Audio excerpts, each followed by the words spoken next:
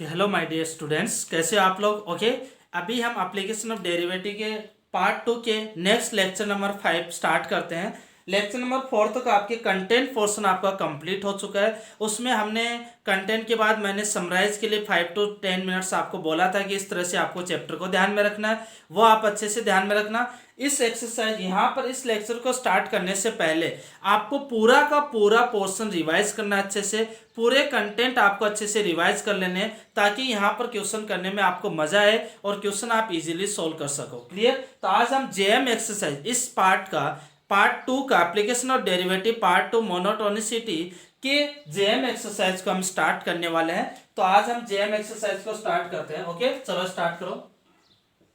JM exercise, यहां पर question number 1 लिखते हैं। JM exercise question number 1।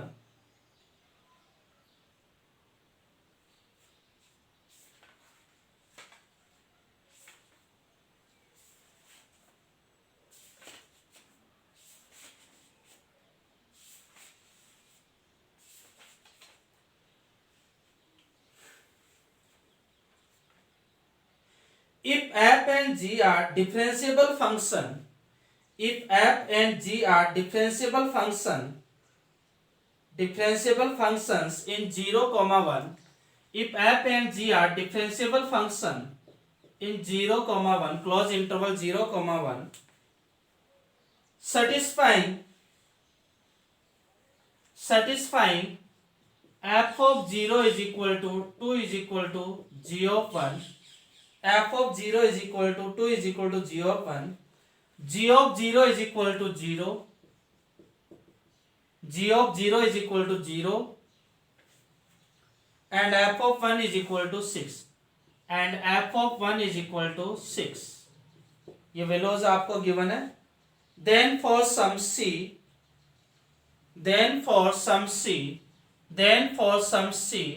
belongs to 0 to 1, then for some c belongs to 0 to 1, first option आपको given है 2f dash c is equal to g dash c। Second option given है 2f dash c is equal to 3g dash c। Third option given है f dash c is equal to 2g dash c, and fourth option given है f dash c is equal to g dash c। Clear. तो आपको question में क्या given है, again मैं repeat कर रहा हूं। If f and g are differentiable functions in 0, 1, satisfying f of 0 is equal to 2, g of 1 is equal to 2, g of 0 is equal to 0, f of 1 is equal to 6, then for some c belongs to open interval 0 to 1, option given है 2f dash c is equal to g dash c, b option 2f dash c is equal to 3g dash c, and c option f dash c is equal to 2g dash c, and d option f dash c is equal to g dash c। तो यहां पर आपको कौन सा relation satisfy करेगा वो आपको value find out. यानी कि देखो f ऑफ 0 गिवन है, f ऑफ 1 गिवन है, g ऑफ 0 गिवन है, g ऑफ 1 गिवन है। क्लियर। तो कहने का मतलब f ऑफ b गिवन है, f ऑफ a गिवन है, g ऑफ b गिवन है, g ऑफ a गिवन है। तो डेफिनेटली आपका यहां पर कौन सा फॉर्मूला यूज होगा। अब देखो f ऑफ b और f of a, f of b कितना है 6, f ऑफ a कितना है 2, g ऑफ 1 कितना है 2, g ऑफ 0 कितना है 0। तो f of b is not equal to f of a and g of b is not equal to g of a। तो यहाँ पर कौन सी थ्योरम अप्लाई होगी, रोल्स थ्योरम होगी या फिर लाग्रांज मीन वैल्यू थ्योरम, यहाँ पर LMVT अप्लाई होगी। क्योंकि डेरिवेटिव में आपको रिलेशन गिवन है, इनिशियल और फाइनल वैल्यू पे वैल्यूज आपको पता है। तो देखो कि कौन से पैरामीटर्स आपको गिवन है। आपको दिख रहा है कि इनिशियल वैल्यू पे फंक्शन की वैल्यू, फाइनल वैल्यू पे फंक्शन की वैल्यू आपको गिवन है, और f डैश और g डैश c में आपको रिलेशन पूछा है। तो डायरेक्टली रोल्स थ्योरम और लाग्रांज थ्योरम ही अप्लाई होगी। लेकिन रोल्स थ्योरम के लिए तो f of a is equal to f of b होना चाहिए, वो नहीं है, तो यहाँ पर LMVT अप्लाई होगी। चलो LMVT अप्लाई करके सॉल्व कर दो। दो फंक्शन होंगे यहाँ पर, एक fx होगा एक gx होगा। तो fx में LMVT अप्लाई कर दो, gx में LMVT अप्लाई कर दो, देन सिंप्लीफाई करके सॉल्व करो, आंसर आ जाएगा।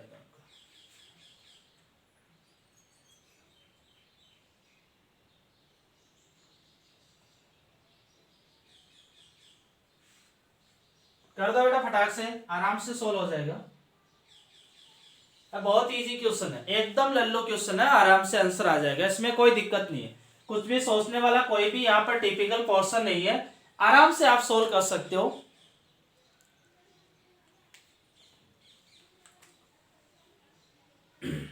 देखो बिल्कुल इजी है, एकदम इजी क्वेश्चन है, अगर नहीं आता तो बहुत ही शर्म की बात है। शर्म आती है, आती होगी। हो गया बेटा बस।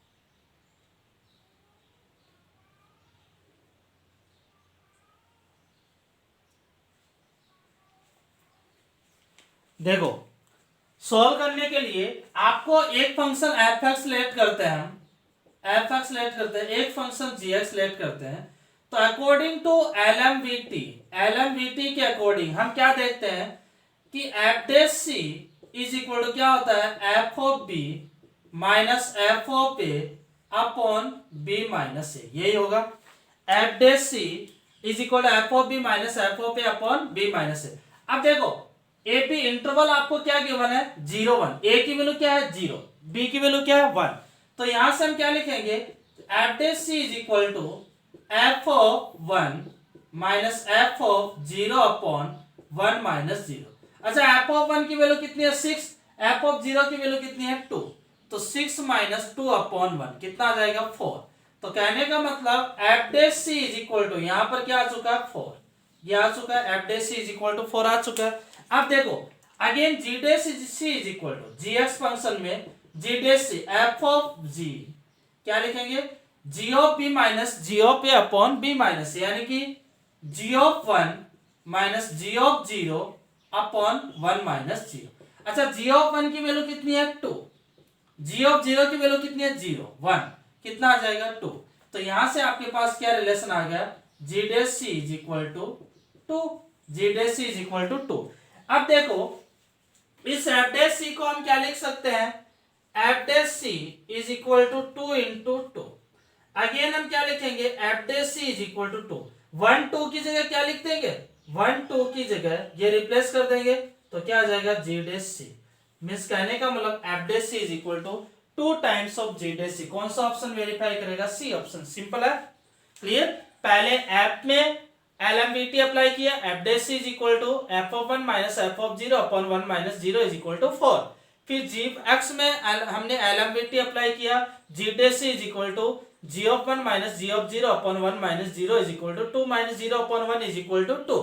दोनों में आपस में रिलेशन को सेटिस्फाई करवा दिया, तो क्या आ जाएगा, F dash C is equal to 2 times of ji dash C, C option आपका सेटिस्फाई करेगा। ओके लिख लो आप इसको।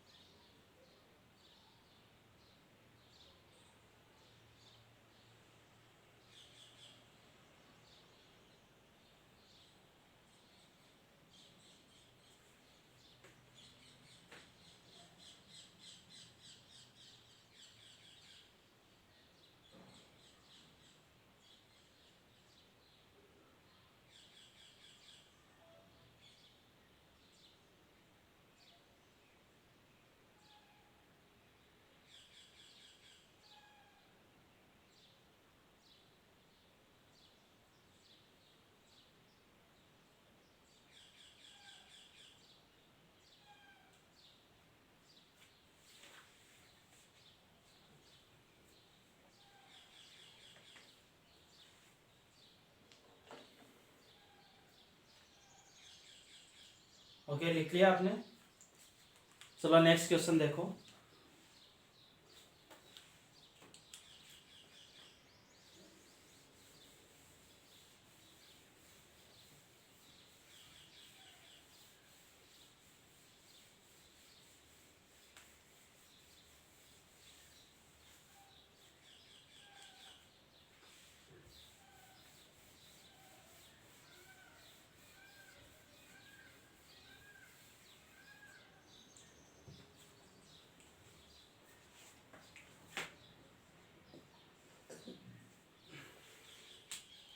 क्वेश्चन नंबर 2 देखो।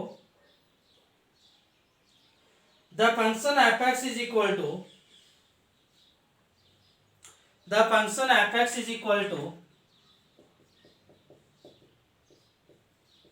tan inverse of sin x plus cos x, tan inverse of sin x plus cos x is an increasing function in the function fx is equal to tan inverse of sin x plus cos x is an increasing function in pi by 4 comma pi by 2, b option minus pi by 2 comma pi by 4, minus pi by 2 comma pi by 4, c option 0 comma pi by 2, 0 comma pi by 2, and d option minus pi by 2 comma pi by 2, minus pi by 2 comma pi by 2। Clear. आपका एक function given है fx is equal to tan inverse of sine x plus cos. आपको बोला गया है कि ये function किस इंटरवल के अंदर इंक्रीजिंग फंक्शन होगा, तो वो इंक्रीजिंग फंक्शन आपको फाइंड आउट करना है। अगर किस इंटरवल में इंक्रीजिंग मतलब एफ डैश एक्स उस पर्टिकुलर इंटरवल में क्या आना चाहिए, ग्रेटर देन 0। तो आप इसका पहले F dash x find out करोगे, फिर चेक करोगे कि कौन से इंटरवल में आपका F dash X greater then 0 आ रहा है, वही आपका राइट आंसर आ जाएगा। क्लियर। सॉल्व करो बेटा।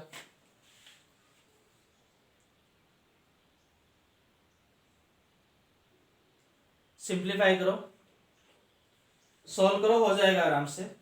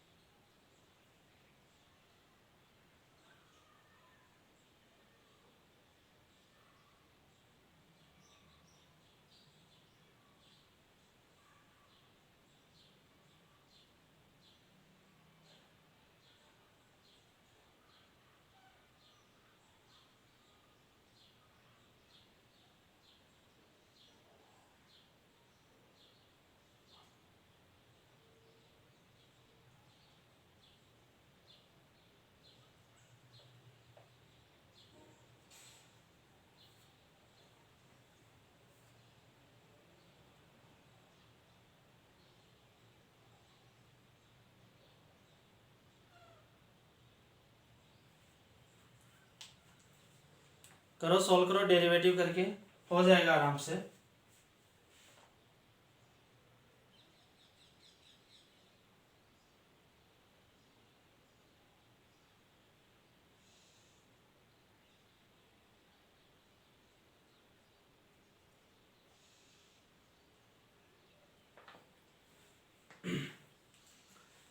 देखो मैं सॉल्व करता हूं इसको। सबसे पहले मुझे F dash x find out करना है, कर ही लिया होगा। देखो टेन इनवर्स ऑफ, अगर अंदर पूछो टेन एक्स में, यहाँ पर क्या sine x plus cos x, तो ये आपका टेन एक्स में कन्वर्ट नहीं हो सकता, बिकॉज अब यहाँ पर कोई एक्स की फॉर्म भी नहीं है कि वैल्यू पुट कर ले, यहाँ पर कुछ भी नहीं, यहाँ पर sine x plus cos x है, तो डायरेक्टली इसका हमें डेरिवेटिव करना पड़ेगा, और डेरिवेटिव आपका इसका इजीली सोल्व हो सकता है।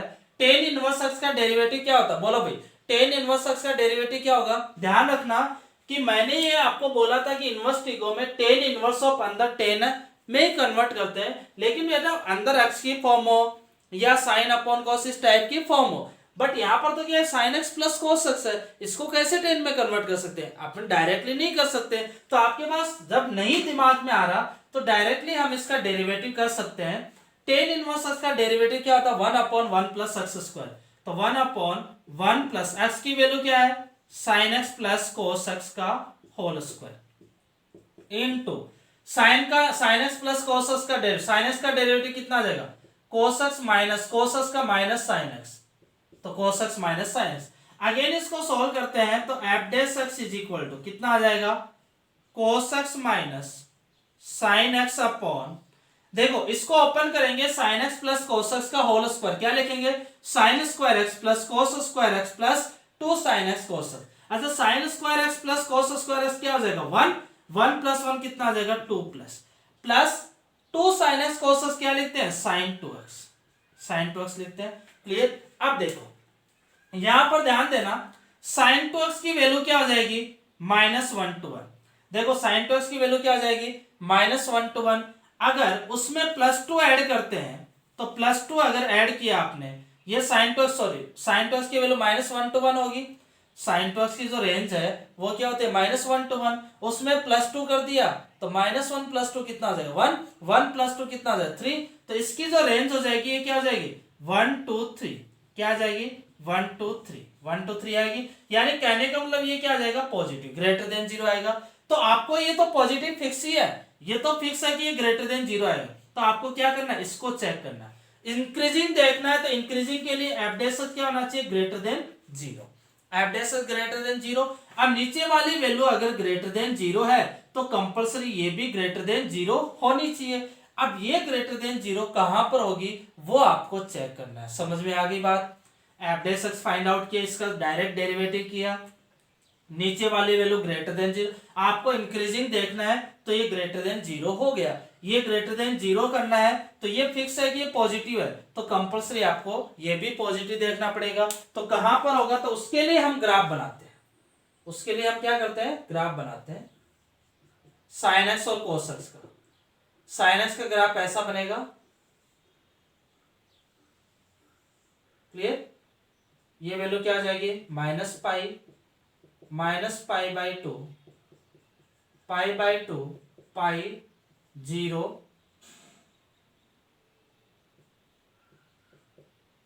Three pi by two and two pi. अब देखो कोस एक्स का ग्राफ बनाएंगे तो कोस एक्स का यहां से स्टार्ट होगा, पाई बाई टू पे जीरो, पाई पे माइनस वन और थ्री पाई बाई टू पे जीरो, इस तरह से जाएगा। इस साइड में आएगा माइनस पाई बाई टू पे जीरो और इस तरह से आपका ग्राफ मुड़ जाए, क्लियर, माइनस पाई पे माइनस वन, इस तरह से ग्राफ बनेगा। तो ये जो ग्राफ है ध्यान देना बेटा, ये ग्राफ किसका हो जाएगा, कोस एक्स का, और ये ग्राफ किसका है, साइन एक्स का, क्लियर। अब आपको ये देखना है कि जो ऊपर है, जिस इंटरवल में जो ऊपर है वही आपका ग्रेटर देन होगा, जिस इंटरवल में जो ऊपर है वही आपका कोस से ग्रेटर, यानी कि जो ऊपर रहेगा वो नीचे वाले से ग्रेटर देन होगा, क्लियर। तो हम इंटरवल देखते हैं, ये अपने को ग्रेटर देन बनाना है, क्योंकि ये पॉजिटिव है तो ये भी पॉजिटिव होना चाहिए, तभी F dash X greater than zero होगा। देखो फर्स्ट इंटरवल क्या है, pi by four to pi by two. Pi by four कहां पर है, पाई बाई फोर यहां पर वैल्यू आएगी, ये वैल्यू क्या आ जाएगी, ध्यान देना बेटा, pi by four, pi by four to pi by two, pi by four to, देखो pi by four to pi by two, ऊपर की साइड में कौन सा साइन, यानी कि pi by four to pi by two में sine x is greater than cos x, क्या लिखेंगे, sine x is greater than cos x, clear है। Pi by four to pi by two में ऊपर कौन सा साइन, तो sign x is greater than cos, sign x is greater than cos x, तो ये फंक्शन क्या हो जाएगा, नेगेटिव, ये अगर नेगेटिव आ रही है तो नेगेटिव अपॉन पॉजिटिव क्या आ जाएगा, नेगेटिव, यानी कि एफ डैश क्या आ जाएगा, लेस देन 0। तो π/4 टू π/2 में एफ एक्स इंक्रीजिंग नहीं होगा, क्या होगा, डिक्रीजिंग। अगर इसी में अगर आपको डिक्रीजिंग पूछा होता तो डिक्रीजिंग के लिए ए ऑप्शन आपका राइट होता। क्लियर है, ध्यान देना, मैं सारे ऑप्शन साफ से बता रहा हूं। -π/2 टू π/4, यहां पर देखो -π/2 टू π/4, ओके, -π/2 टू π/4 में यहां पर देखो -π/2 यहां पर है, π/4 यहां पर, इसमें ऊपर कौन सा है, कोस, कोस ऊपर है तो cos x is greater then sin x। तो इस केस के अंदर क्या हो जाएगा, cos x is greater then sin x। cos x अगर sin x से बड़ा है तो cos x minus sin x is greater then 0, यानी कि ये भी पॉजिटिव ये भी positive, positive upon positive, positive means f dash x is greater then 0। तो यहां पर कौन सा ऑप्शन, ये f dash is greater then increasing, तो बी ऑप्शन आपका राइट रहेगा। तो ये सी देख लो 0 टू π/2 में, अच्छा 0 टू π/2 में देखो 0 टू π/2 में, अब 0 टू π/2 के अंदर देखो 0 टू π/4 में cos x is greater then sin x और π/4 टू π/2 में sin x is greater then cos x। तो एक बार ये पॉजिटिव 0 टू π/4 के अंदर ये पॉजिटिव आएगा, π/4 टू π/2 में ये नेगेटिव आएगा। तो नाइदर इंक्रीजिंग नॉट डिक्रीजिंग को रिप्रेजेंट करेगा, मींस कि 0 टू π/4 में ये इंक्रीजिंग होगा और π/4 से π/2 में ये डिक्रीजिंग होगा। क्लियर, तो इसमें neither increasing not decreasing. -π/2 to π/2 में अगेन इस -π/2 से π/4 में ये इंक्रीजिंग रहेगा, π/4 से π/2 में डिक्रीजिंग रहेगा। तो इसमें भी नाइदर इंक्रीजिंग नॉट डिक्रीजिंग। तो कौन सा ऑप्शन राइट हुआ, बी ऑप्शन। और अगर स्ट्रिक्टली डिक्रीजिंग की बात करें तो कौन सा ऑप्शन आता, a option. Neither increasing neither not decreasing, c और डी ऑप्शन दोनों आ जाते हैं। क्लियर, तो सारे आप क्वेश्चंस दे सकते हैं, यहां पर लिख लो।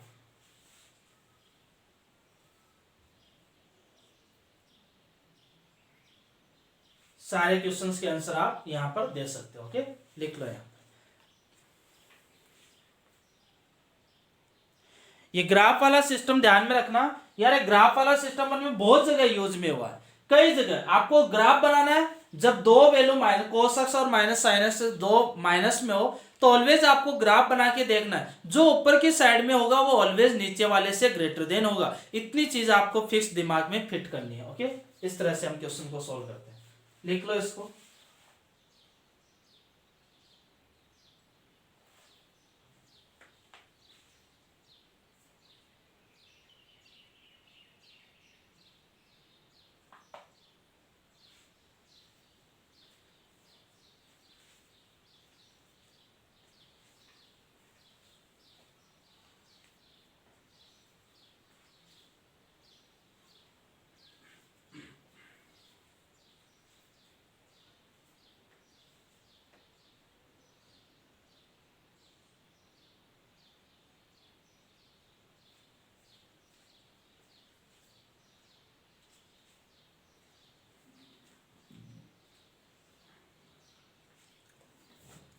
आराम से इसको समझते हुए लिख लेना, अच्छा क्वेश्चन है।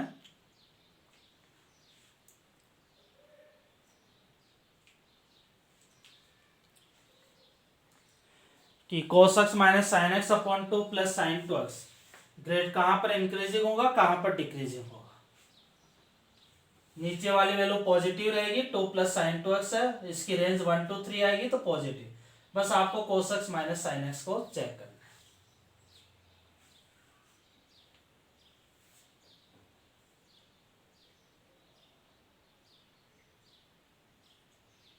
cos x माइनस, अगर cos x minus sine x की रेंज की बात करें तो क्या आएगी बेटा, ये कैसी फॉर्म आती है, a cos x plus b sin x।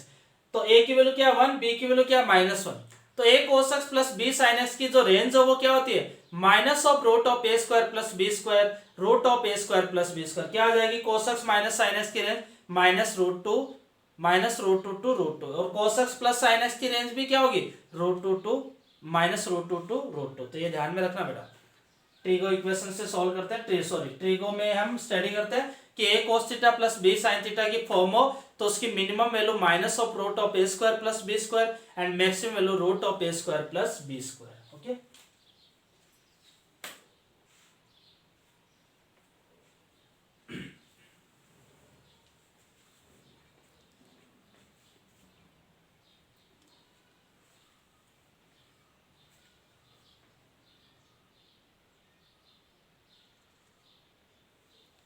चलो लिख लिया। चलो नेक्स्ट क्वेश्चन देखते हैं, question number 3।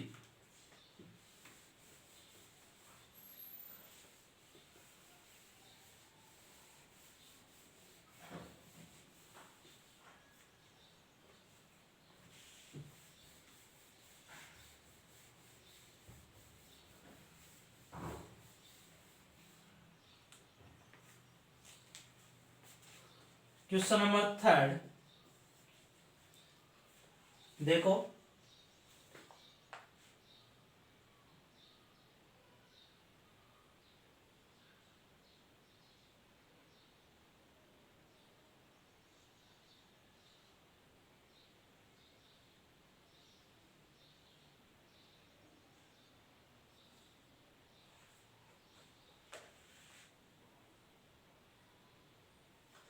find the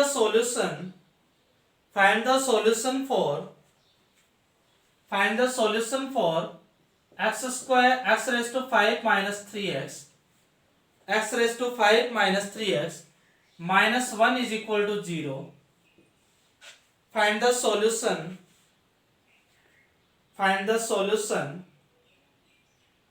for x raised to 5 minus 3x minus 1 is equal to 0 in interval 1 comma 2.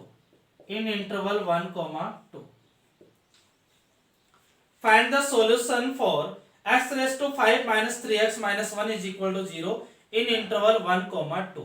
यानी कि आपको एक अलजेब्रिक इक्वेशन गिवन है, उस अलजेब्रिक इक्वेशन के आपको सॉल्यूशन फाइंड आउट करने हैं। सॉल्यूशन मतलब वो अलजेब्रिक इक्वेशन एक्स एक्सिस पे कहां पर कट करेगी।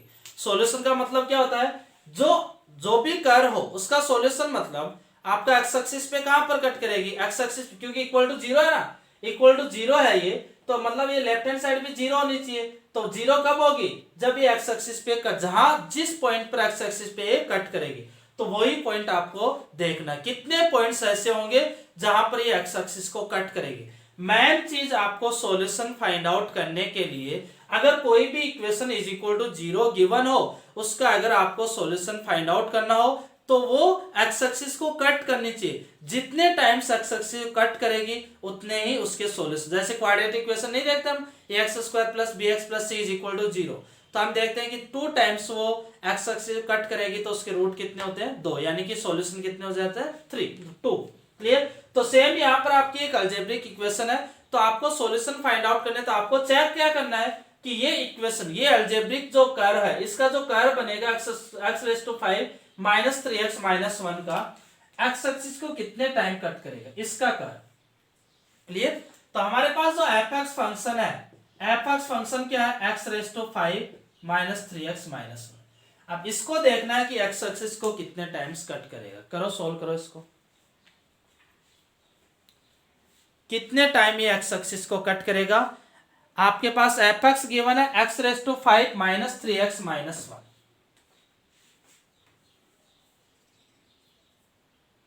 F x is equal to x raise to 5 minus 3x minus 1।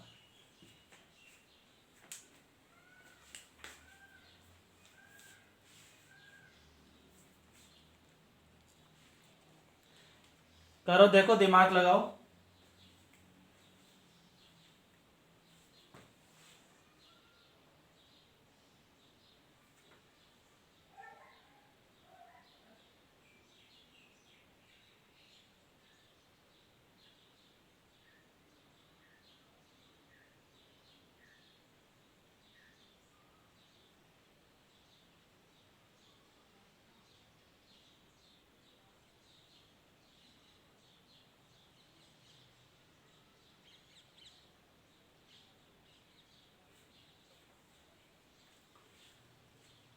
हुआ, सोल्व हुआ। चलो मैं देखता हूं, सबसे पहले मैं अगर इसका F dash x find out करता हूं, तो एफ डेस एक्स कितना आ जाएगा, 5x रेज़ टू 4 माइनस 3। कितना आ जाएगा F dash x, 5x raise to 4 minus 3। Okay,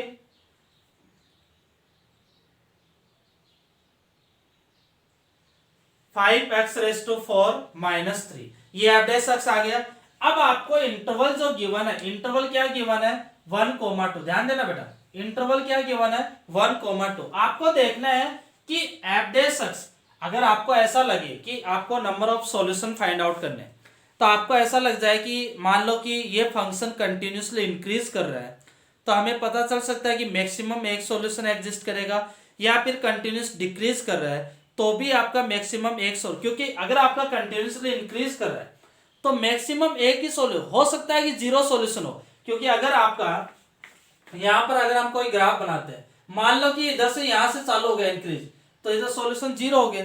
मान लो कि ये डिक्रीज हुआ, ऐसे से डिक्रीज होता गया और यहां पर खत्म हो गया, तो भी इसके सॉल्यूशन जीरो हो गए। कंटिन्यूसली इंक्रीजिंग और कंटिन्यूसली डिक्रीजिंग के लिए सॉल्यूशन आपका जीरो भी हो सकता है, और अगर आपका ये कंटिन्यूसली इंक्रीज कर रहा है, यहां से नीचे से स्टार्ट हुआ तो एक सॉल्यूशन, तो मैक्सिमम एक ही सॉल्यूशन हो रहा है। डिक्रीज करेगा तो भी मैक्सिमम एक सॉल्यूशन से ज्यादा। अगर फंक्शन गिवन इंटरवल में कंटिन्यूसली इंक्रीज करेगा या फिर कंटिन्यूसली डिक्रीज करेगा तो मैक्सिमम आपका एक सॉल्यूशन एग्जिस्ट करेगा या फिर जीरो सॉल्यूशन होंगे। क्लियर? तो आपका टारगेट क्या है कि 1,2 के अंदर ये एफडेसिस क्या होगा। 1,2 के अंदर देखो बेटा, ये क्या 5x⁴, तो x⁴ है, x⁴ 1,2 है, तो ये वैल्यू क्या हो जाएगी 5 से ज्यादा। 5 से ज्यादा में -3 करेंगे तो ये वैल्यू ऑलवेज क्या आएगी ग्रेटर देन 0। इस इंटरवल ध्यान देना बेटा, अगर ये 1 to 2 पुट करते हैं हम, तो x⁴ आपकी 1 to 2 पुट करेंगे तो x⁴ क्या होगी ग्रेटर देन इक्वल टू 1 होगी, तो 5x⁴ क्या हो जाएगी greater than equal to 1, greater than equal to 5, -3 करेंगे तो क्या हो जाएगी ग्रेटर देन इक्वल टू 2, तो इसकी value greater than equal to 2 यानी कि ग्रेटर देन 0, तो f' आपका ऑलवेज ग्रेटर देन 0 होगा। देन ये इंक्रीजिंग फंक्शन होगा इन इंटरवल 1 to 2, 1 to 2 में ये इंक्रीजिंग फंक्शन होगा। क्लियर? अब हम देखते हैं 1 to 2 यानी कि इसकी मिनिमम वैल्यू कहां पर होगी 1 पे। अगर ये इंक्रीजिंग फंक्शन हो रहा है, इंक्रीजिंग फंक्शन हो रहा है, ये इंक्रीजिंग फंक्शन है, तो इसकी लिस्ट वैल्यू कहां पर होगी, इंक्रीज कर रहा है तो लिस्ट वैल्यू 1 पे, और ग्रेटेस्ट वैल्यू कहां पर होगी 2, तो लिस्ट वैल्यू देखो क्या आ जाएगी f(1) इज इक्वल कितना आ जाएगा 1 - 3 - 1 इज इक्वल टू -3, और ग्रेटेस्ट वैल्यू f(2) कितना आ जाएगा 2⁵ - 6 - 1, 2⁵ कितना होगा 32, 32 - 7, 32 - 7 कितना आ जाएगा 32 - 7 25, 25, तो ग्रेटेस्ट वैल्यू कितनी आ जाएगी 25, और लिस्ट वैल्यू अगर इस फंक्शन की इस इंटरवल में अगर ग्रेटेस्ट लिस्ट वैल्यू कितनी है -3, यानी कि f(1) पे वैल्यू क्या आ जाएगी -3, तो 1 यहां पर रहेगा और 2 यहां पर रहेगा। क्लियर? ऐसे देख लेते हैं 1 और 2, तो f(1) पे वैल्यू कितनी आ रही है -3, तो -3 यहां पर ले लेते हैं, -3 यहां पर ले लेते हैं, और 2 पे वैल्यू कितनी आ रही है 25 यहां पर कहीं हम ले लेते हैं, तो इनको मिला देते हैं 1 पे -3, 2 पे 25, तो ये ऐसा ग्राफ बनेगा आपका। क्लियर? ये ग्राफ बन गया 1 to 2 के बीच में। अच्छा, ये एक्सेस के कितने टाइम्स कट कर रहा है 1 टाइम्स, तो इसके सॉल्यूशन कितने हो जाएंगे 1, यानी कि ये कर्व ये जो इक्वेशन है ये 1,2 के अंदर सॉल्यूशंस कितने रखती है 1 सॉल्यूशन, यानी कि कितने रूट्स होंगे इसके 1,2 में, एक रूट होगा, एक रूट आपका आ जाएगा। क्लियर? 1 पे -3, तो 1 टाइम ये कट करेगा, ये कहीं पर भी कट कर सकता है बेटा, इसमें मैंने थोड़ा सा गड़बड़ कर दिया, 1 पे ही नहीं कट करेगा, मैं दोबारा बना लेता हूँ, ग्राफ थोड़ा प्रॉपर नहीं बनाया, ग्राफ प्रॉपर मेंशन कर लेता हूं।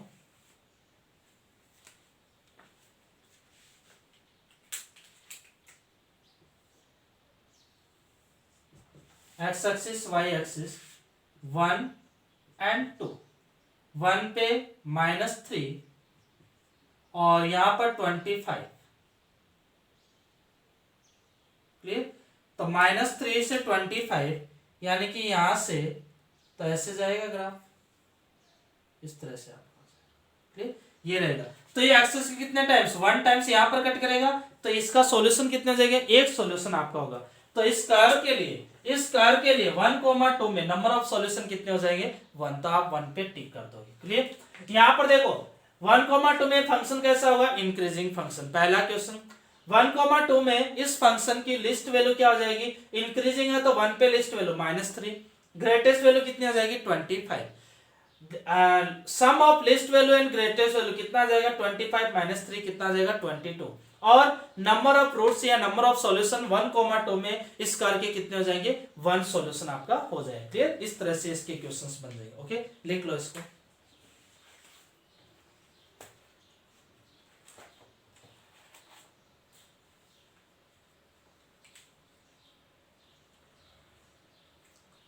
लिख लो बेटा इसको अच्छे से।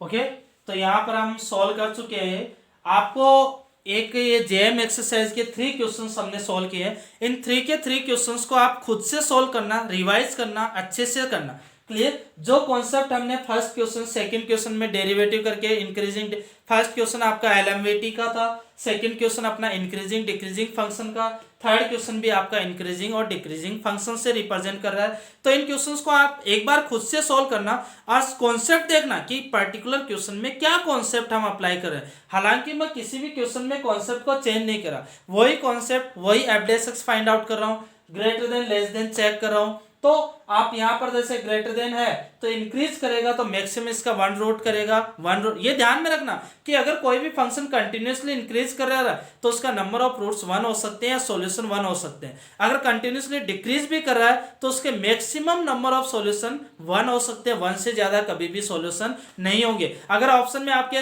नंबर ऑफ सॉल्यूशन 1 2 3 4 गिवन है और फंक्शन कंटिन्यूअसली डिक्रीज कर रहा है तो आप डायरेक्टली 1 पे टिक कर दोगे, आगे आपको सॉल्व करने की जरूरत ही नहीं है। तो इस तरह से आपको डिफाइन करना, इसी तरह से आपको क्वेश्चंस को सॉल्व करना।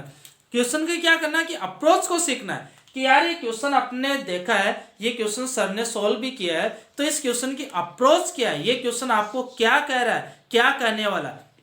अभी क्या करो कि आप पूरा मान लो कि आप इस एप्लीकेशन ऑफ डेरिवेटिव पार्ट 2 का सारे कंटेंट्स को रिवाइज कर लेते हो, अच्छे से सारे क्वेश्चंस को कर लेते हो।